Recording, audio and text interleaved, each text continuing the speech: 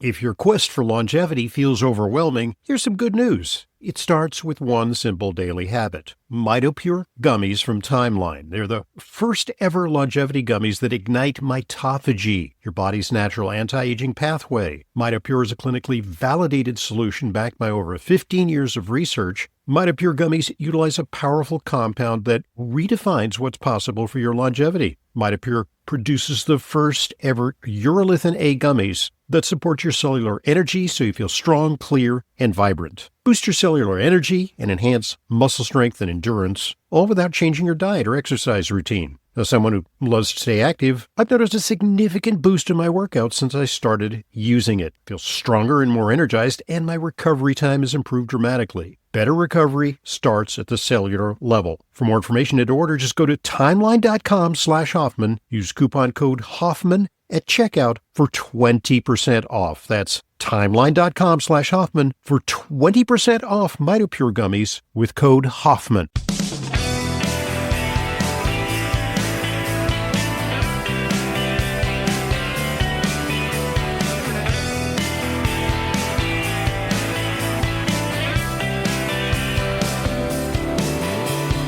Welcome to today's Intelligent Medicine Podcast.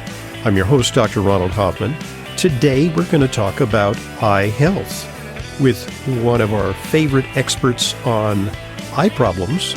She is America's foremost integrative ophthalmologist. She's Dr. Rudrani Banik, and she specializes in an integrative approach to vision health. She's also author of Beyond Carrots, Best Foods for Eye Health A to Z.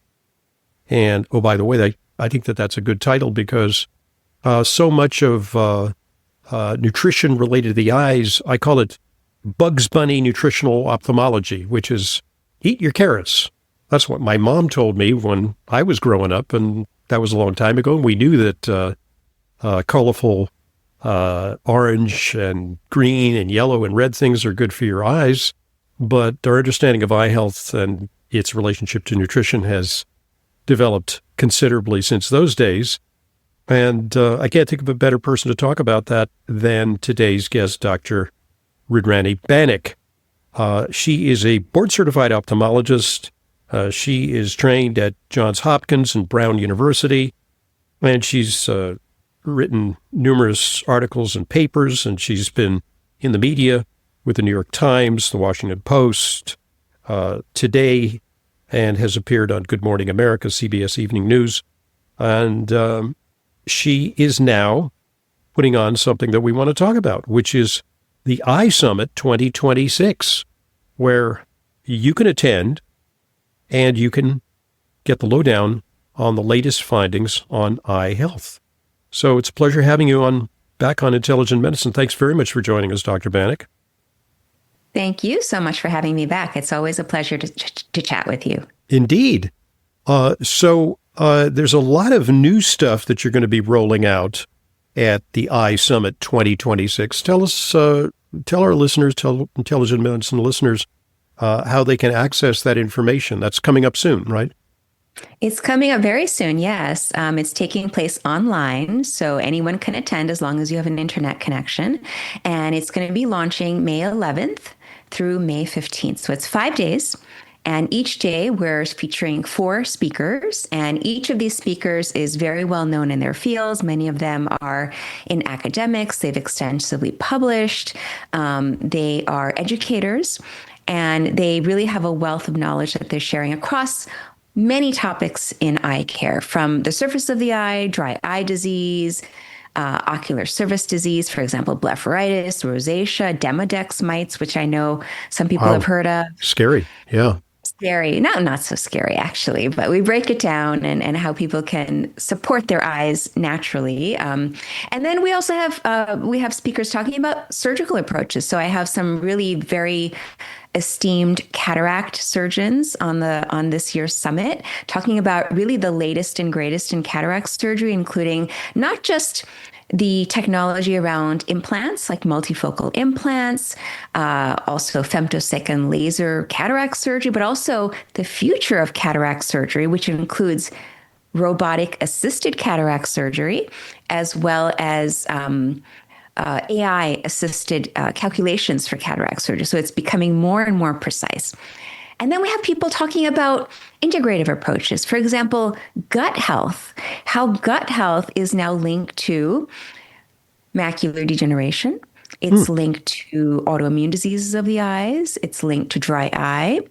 And then we have some speakers talking about truly integrative approaches using mind body techniques for migraine, for concussions, for a condition called visual snow. So it's really an amazing summit. I'm so excited to bring this information to the public, and it's all free. So yeah, super excited for this year's event. Indeed, and we'll touch a little bit on some of these topics and maybe give people a little bit of a foretaste of what some of the offerings are going to look like at the Eye Health, the Eye Summit 2026. And how do people sign up for that? Just go to our that website. Yeah, our website is very easy, theeyesummit.com. Yeah, just join, and you'll get the link to join when it goes live. We have some VIP options if you wanted to purchase the recordings. If you wanted to join live sessions, we have those options as well. Okay, great. A lot of ways to participate. And also, it's on a certain date, right? Yes. So this is very important. Thank you for reminding me Yeah, that. because a lot of people say, well, I'm busy. I don't know if I can, because it's many hours. And so, some people can reserve the whole day. They're free. They can take the time off. But what happens if, like, oh my goodness, I'm traveling that day or I have to work. Can they view it at their leisure, like a show on Netflix? Yeah, so the summit interviews each day, again, 4 interviews released each day, they're available for 24 hours. So if you're working, no worries. When you're done with work, you can log on, you can listen. If you wanted to join one of our live sessions, because we have live panel discussions every evening during that week. That is an upgrade. So that's a VIP option, but that's from 6 to 7 p.m. But let's say, again, you're working, you're not available, you're traveling, you can still sign up and then get access to all of the recordings. Mm-hmm. So I think that, I wouldn't let that hold you back. If you're very busy, your schedule is packed that week. The other thing I wanted to point out is that the month of May happens to be Healthy Vision Month. Oh. So we're doing this to coincide with that, really to raise awareness of our eyes, because a lot of people don't think about taking care of their eyes. It's an afterthought. It's really not forefront in most people's minds. They may be focused on their cardiometabolic health or perhaps their brain health or their gut health. Very few people really think about their eyes until they have a problem. So the summit is really intended to make people aware of the things that they need to do to support their eyes from within.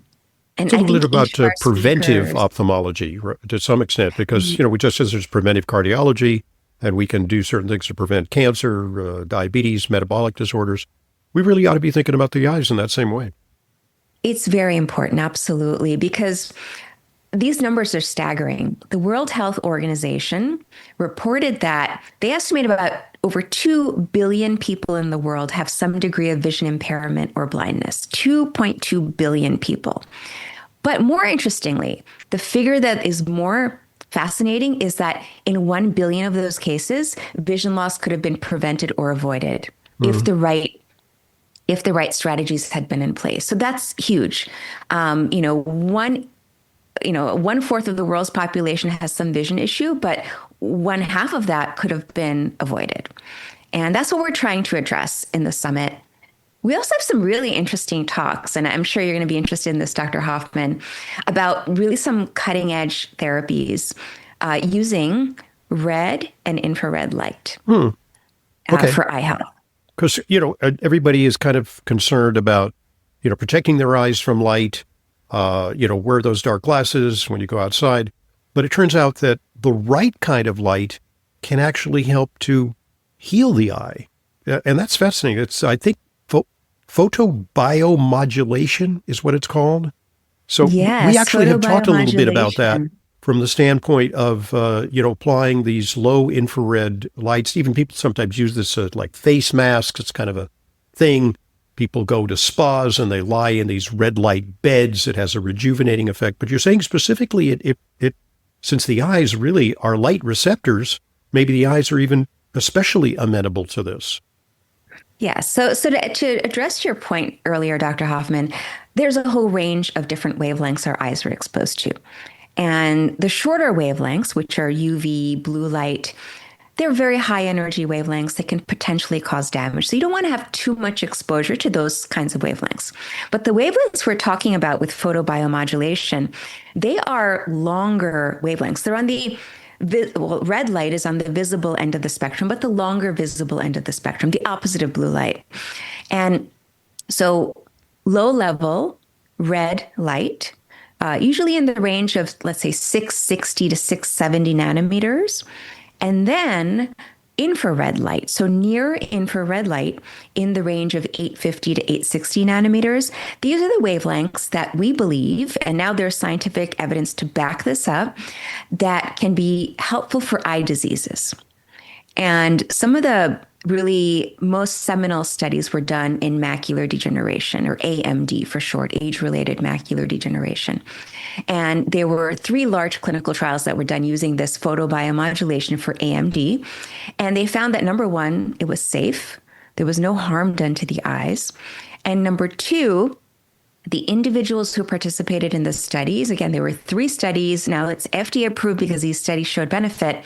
They not only had their disease stopped progressing, some of them actually recovered several lines on the chart, which is incredible to think that not only can these wavelengths of light stop a disease from progressing, but may even be able to restore vision. Now, that being said, I'm not saying everybody run out and go get a red and infrared light machine and start doing this for their Start eyes. peering into it. Yeah, right. Exactly. That's not a great idea. I would say talk to your eye doctor, because there's a specific device that's FDA approved for this. And if you qualify, consider getting this therapy done. And it's not done, when it's done for AMD, it's not a daily treatment. It's actually a set of treatments over 3 to 4 weeks. So spaced out about 3 days of treatment over 3 to 4 weeks. And it's given only for a few minutes per eye. So it's not that you have to stare at the lights for hours on end. It's a very short duration and spaced out, so not on a daily basis.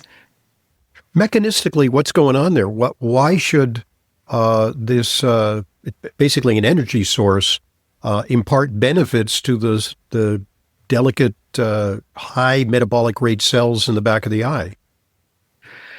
Well, you touched upon it. The eye is very metabolically active. It processes a lot of energy.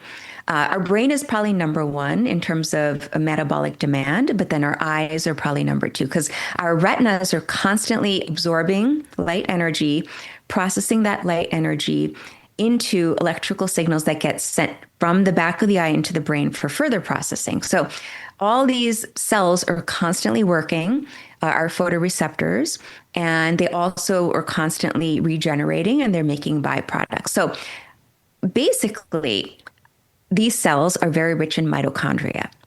And mitochondria produce energy. They produce ATPs for our cells to function properly. And the red and the infrared light is believed to support mitochondrial health. Also aid in cellular repair. So again, these photoreceptors, they capture light, they process it, but then they shed their cell membranes as soon as they do that. So they have to constantly regenerate their cell membranes. And it's believed, again, that this red and these specific wavelengths can help these cells to regenerate and stay healthy, metabolically healthy. In addition to those wavelengths, the red and the infrared, the FDA device that's approved, it also emits a certain wavelength of yellow light, which is, now don't quote me on this, I believe it's 590 nanometers. And that yellow light is thought to help nitric oxide production in the eye. Wow. and improve blood flow in the eye. So it's really a combination of three wavelengths that are being used in this therapy. So anyway, I'm giving a little preview, but Sure. one of our summit speakers, Dr. Richard Rose, and he's one of my colleagues at New York Eye and Ear Infirmary. He's a world-renowned retina specialist. He's very active in cutting-edge clinical research. And he was participated in these trials, and now he's using it in the New York area for his patients. And I actually refer a lot of patients to him for this light therapy. So he's got a wealth of experience with it. He can speak to its benefits, patients' experiences. And yeah, so in the summit, I picked his brain about, this approach and why he thought it was helpful. But I strongly recommend people tune in just to hear his talk. And in addition to that, he also talks about stem cell therapies and optogenetics. It's really fascinating, the work that he's doing. Mm. Okay, folks, at this point, let's pause and allow one of our sponsors an opportunity to share an important message with you. So here goes. Listen up.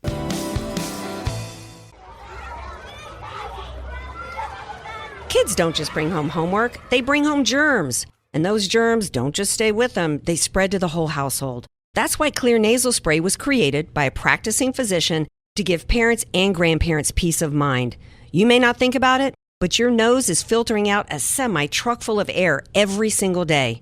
Clear isn't just another spray. It creates an additional layer of protection in your nose that blocks bacteria and viruses before they can even take hold. Yes, even that virus. Supporting your body's defenses right where germs first try to enter. Clear is a hygiene product recommended for daily use, drug-free, non-drowsy, and safe for all ages. Just a quick spray in the morning and evening helps you cleanse your nose. Don't just hope for protection, create it. Get Clear Nasal Spray, your daily defense. Clear Nasal Spray is available at retailers nationwide and online. Check out Xlear.com for our special offers. That's Xlear.com. Thanks for listening, and thanks for supporting our sponsors. They are what make intelligent medicine a continuing free resource to you. And now, back to today's guest, integrative ophthalmologist, Dr. Rudrani Banik. There actually is even more to it when it comes to light therapy, because I think there's some applications for nearsightedness, right? The basic premise is that egghead kids like me spent too much time indoors reading, and we didn't run around and play enough looking at long distances, and so our eyeballs elongated. And we're seeing, especially in countries where, education is a big thing, and tiger moms in Taiwan and in Singapore, that there's a very, very high percentage of pediatric myopia. And they're trying to do something about that by encouraging kids to go outside, but there's even some specific light therapies that may address that, right? Absolutely, yeah. So myopia is becoming an epidemic. It definitely is already an epidemic in Asia, in those countries you mentioned, also China. It's estimated that I think 80% of kids in those countries are myopic or nearsighted. But around the world, it's estimated that by the year 2050, 50% of the population will be myopic, which is staggering. And to think 50% of us will need glasses or contacts for distance vision, which is, again, probably a reflection of what you mentioned. We're spending too much time up close, looking at screens perhaps, reading up close, not enough time looking at the distance, being outdoors. So there's that part of it. There's a lifestyle part of it. But there was a study done, it was published in 2022, looking at low-level red light therapy for myopia. And they looked at kids who were in this high-risk myopic group. They already had some degree of myopia.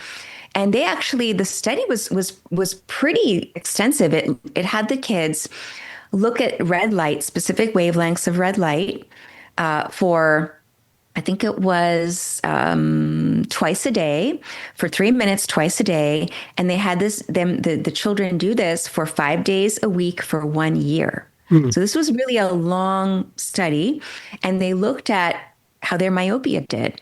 And interestingly, there was an average reduction in myopia. So not just stopping progression. Some of these kids actually reversed their myopia. Wow. Yeah. And I believe the age group was 8 to 13. So there may be some window of opportunity. Critical developmental stage where that is amenable to the therapy.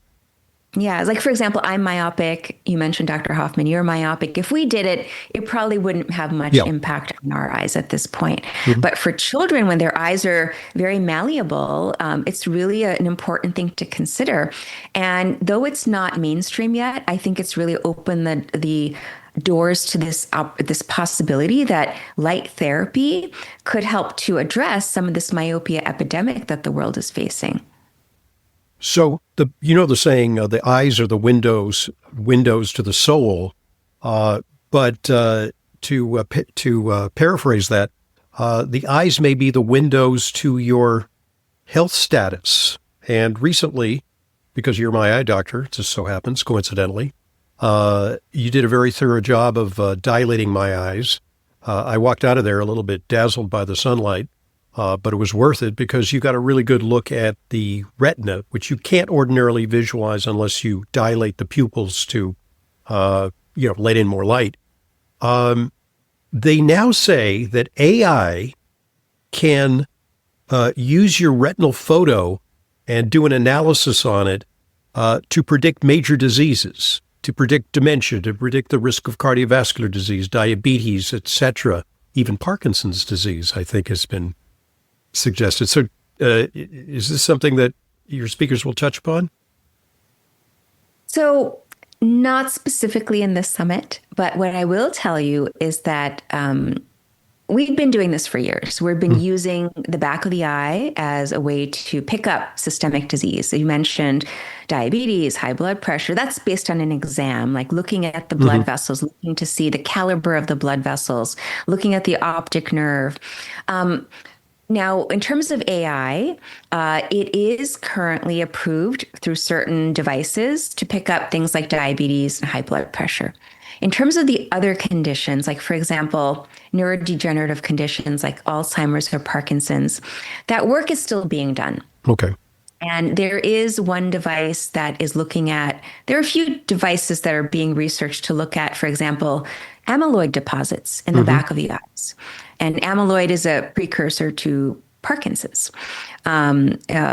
or plaques, amyloid plaques. So there's a couple of devices that are being used to pick that up.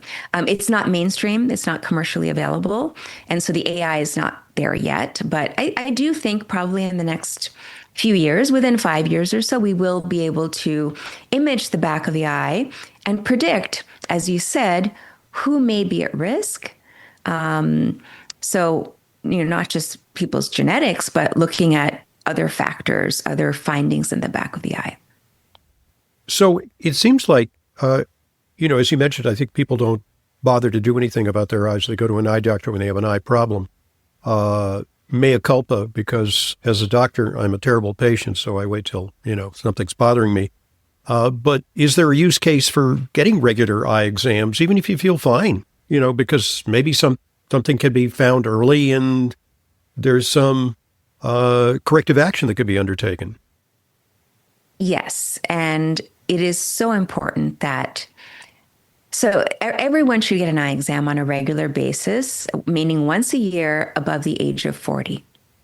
And that is the recommendation, not my recommendation. It's the recommendation by the American Academy of Ophthalmology, or the AAO, which is our main society as ophthalmologists. And the reason is exactly as you mentioned, because a lot of these conditions, now they're both eye conditions that are asymptomatic and also systemic conditions that are asymptomatic, but can be picked up on a routine eye exam. I'll give you an example. Glaucoma. Glaucoma is a leading cause of blindness in the world. And unfortunately, by the time people are diagnosed, they've already lost vision.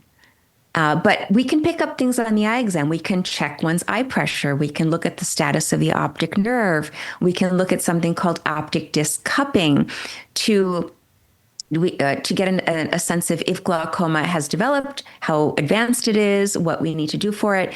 But a patient may never know that they have these problems unless they go in and they get checked. Because with glaucoma, the symptom is usually very late in the game. Like, people don't know maybe for 10, 20 years that they have any vision problem until their peripheral vision starts to close in on them. So It's glaucoma kind of can the cause. opposite of macular degeneration, from my understanding, is where it's more the central vision that deteriorates first. Yes, it's exactly the opposite in terms of symptoms. So people wouldn't know that their peripheral vision is slowly closing in. It's getting a little darker until they really start bumping into things. They may only have a small window of vision, almost like a telescopic field of view. And we never want to let that happen. If people are diagnosed early, we can intervene. We can start therapies. We can hopefully prevent that type of vision loss. But so often people just don't go in because they think, oh, I see 20/20, my vision's fine. You can see 20/20 and still have advanced glaucoma, Yeah. unfortunately. Yeah. So that's one example. And then I'll share some other things. There are countless patients I've diagnosed with heart disease who never had any idea that they had heart disease Mm. simply by looking at the back of their eye.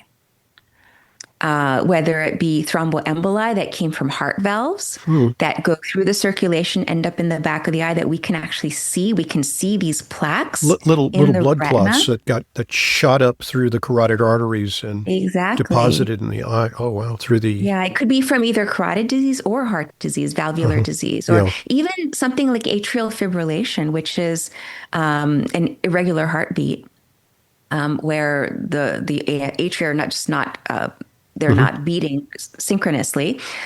Clots can develop in the heart, and then those clots can go up to the eye, and it's a risk not just for eye issues but for stroke as well. So it's so important to go get that eye exam. And the dilation, yes, it's a little inconvenient. You become a little light sensitive. It's hard to read for a few hours, but that dilation allows us to see 360 degrees of the back of the eye.